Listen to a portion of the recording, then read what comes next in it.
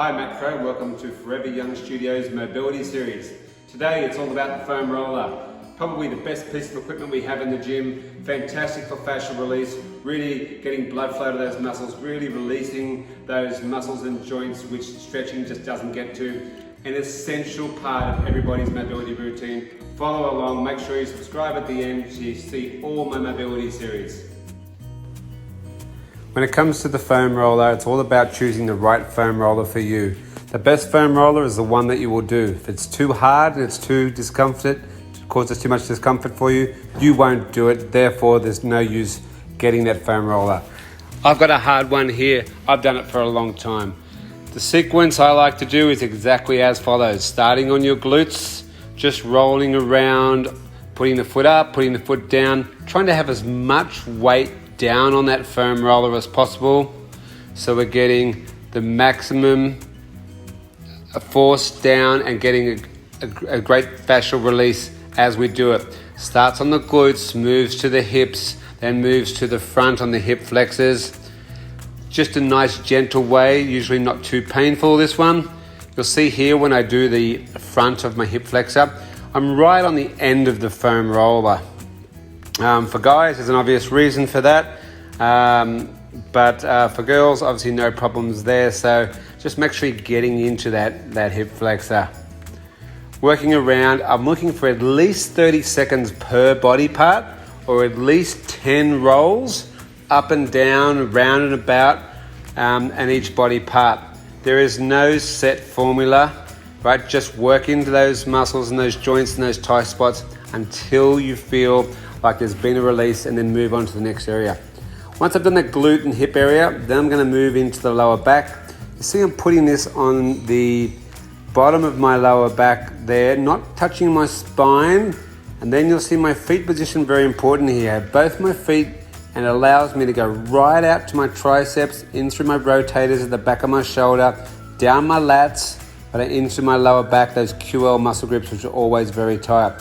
Once again, I've got that slight turn on my body, so I'm not hitting my spine, just the outside of my back muscles all the way up into the shoulder, and trying to have as much weight down. That's why I've got my feet on the ground and nothing else. My hips are high, I'm driving down into that foam roller. Once again, quite experienced at this, you will have a lot of trouble putting so much pressure down on the foam roller. Once I've gone through the hips and then into the back and up the sides, now we're going to the main area the foam roller is known for, the ITB. That band of muscle and tendon that runs from your knee to your hip. The reason this one hurts them so much is because the femur is so close to the side of the hip and you can really squash it out. So with this one, once again, you can roll from top to bottom, from knee to hip. You can do little parts, you can do little circles. Good idea to also stop and bend that leg that you're on. Once you've done the ITB, then move like 1 inch at a time as you go along your quad. Outside of the quad, top of the quad. And you'll see here, I'm in this position where my knee's out. I'm in this like frog pose.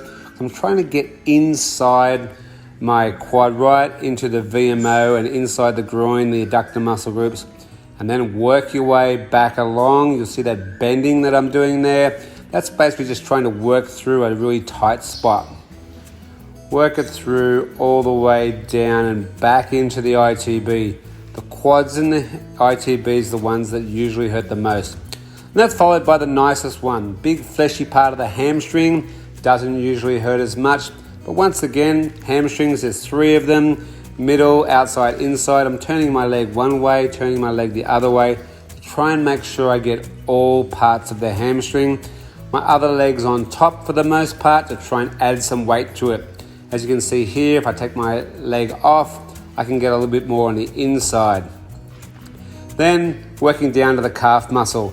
Once again with the calves, you want to do down the middle, all the way from the ankle to the knee, and both sides of the calf. Inside the calf, turn the foot inside, like that, and go all the way up and down. A lot of people go too short on this one.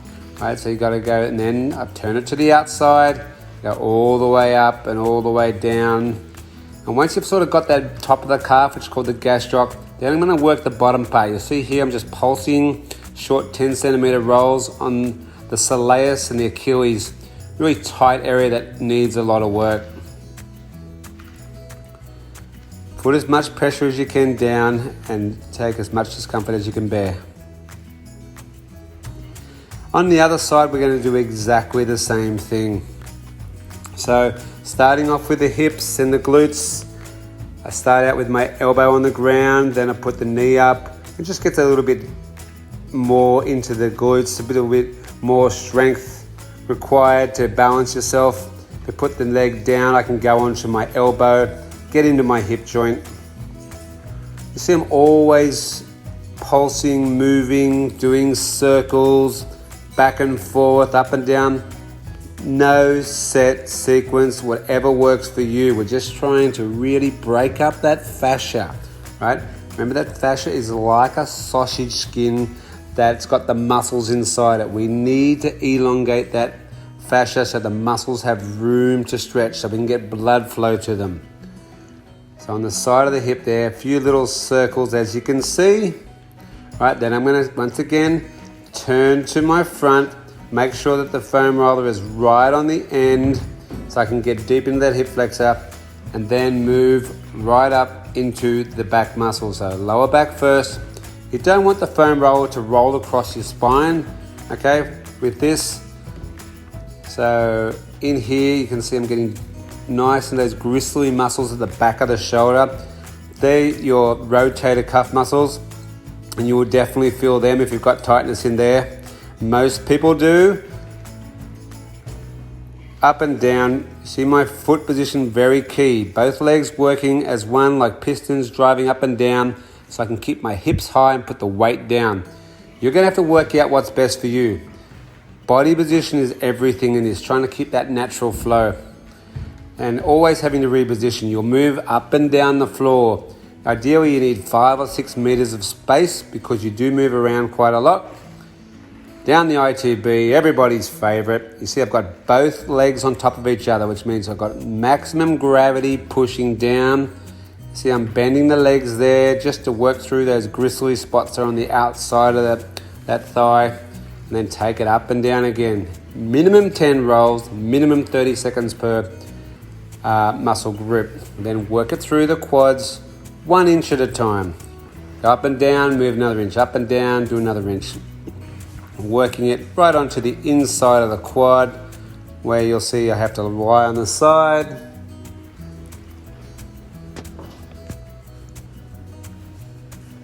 Quads and ITB are the ones that take a little bit of willpower.